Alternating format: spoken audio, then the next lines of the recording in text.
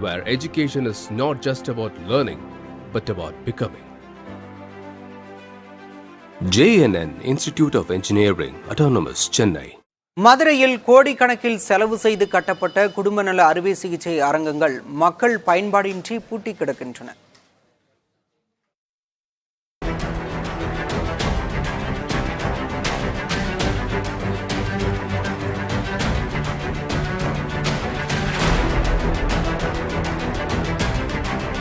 மதுரை மாநகராட்சிக்குட்பட்ட நகர்ப்புற பகுதிகளில் வசிக்கும் மக்களுக்கு அடிப்படை சுகாதார சேவைகளை வழங்கும் நோக்கில் தற்போது 31 நகர்ப்புற ஆரம்ப சுகாதார நிலையங்கள் செயல்பட்டு வருகின்றன.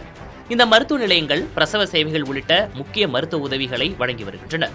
மதுரை மாநகராட்சி முழுவதும் 3 முக்கிய பகுதிகளான புதூர், செல்லூர் மற்றும் அன்சாரி நகர் ஆகிய இடங்களில் தலா 2 கோடி ரூபாய் செலவில் அதிநவீன வசதிகளுடன் கூடிய அறுவை சிகிச்சை அரங்குகள் கட்டப்பட்டன.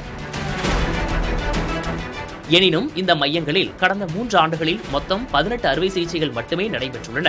குறிப்பாக கடந்த 2023ஆம் ஆண்டு முழுவதும் ஒரு அறுவை சிகிச்சை கூட இங்கு மேற்கொள்ளப்படவில்லை. இதனால் இந்த மையங்கள் பயன்பாடின்றி இருந்து வருவதுடன் பராமரிப்பிற்கே பெரும் செலவாக மாறியுள்ளன. இதுகுறித்து மதுரையைச் சேர்ந்த சமூக ஆர்வலர் ஒருவர் தகவல் அறியும் உரிமை சட்டத்தின் மூலம் இந்த தகவலை பெற்றுள்ளார். இப்ப நைட்டு 12 மணிக்கு வர்றாங்கன்னா அவசரத்துக்கு தான் வர்றாங்க. அவங்க என்ன பண்ண அந்த அர்ஜென்சியை யூஸ் பண்ணி ஜிஹெச்சுக்கு அனுப்பிடுறாங்க. அவங்களும் பயந்துட்டு ஜிஹெச்சுக்கு போயிடுறாங்க. அங்க இருந்து தட்டி கழிக்கிறாங்க. அந்த மாதிரி தட்டி கழிக்க கூடாது.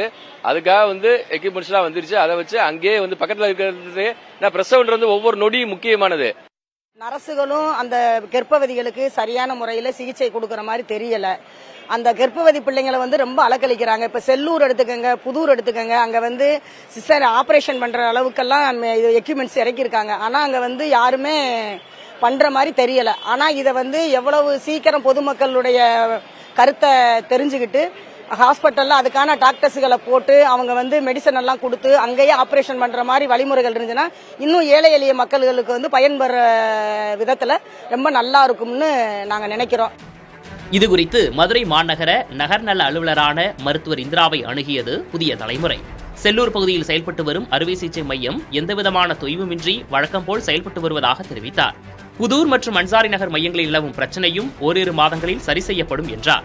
மயக்கவியல் துறை உதவியாளர்கள் மற்றும் மருத்துவர்கள் பற்றாக்குறை காரணமாக சில தடங்கல்கள் ஏற்பட்டிருந்ததையும் மாநகர நகர்நல அலுவலர் இந்திரா குறிப்பிட்டார். புதிய தலைமுறைக்காக மதுரையிலிருந்து ஒளிப்பதிவாளர் குணசேகரனுடன் செய்தியாளர் சுபாஷ்.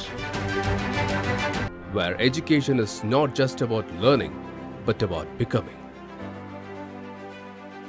JNN Institute of Engineering, Autonomous, Chennai.